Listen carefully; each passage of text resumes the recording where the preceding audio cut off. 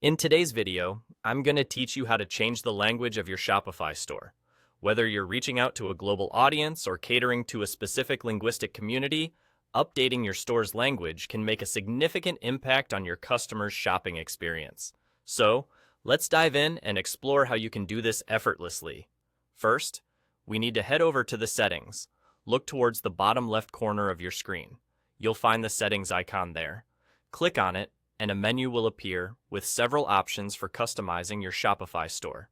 What we're interested in today is languages. Select this option to move forward. Once you're in the Languages section, you'll notice a few options and settings related to language management.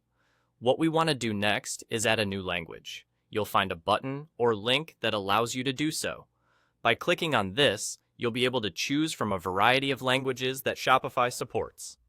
This step is crucial if you want to tailor your store to different audiences who might prefer to browse and shop in a language other than your current default. Now, after adding the desired language, you'll want to consider how you want your content to be translated.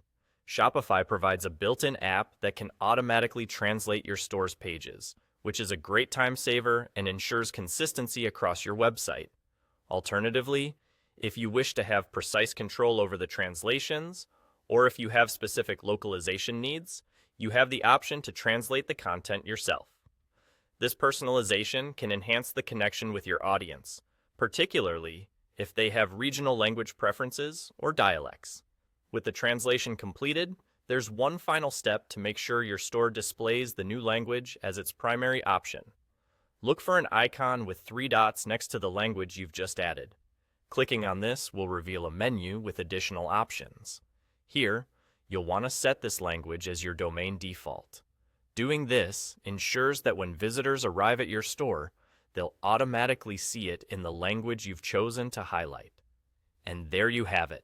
By following these simple steps, you've successfully changed the language of your Shopify store.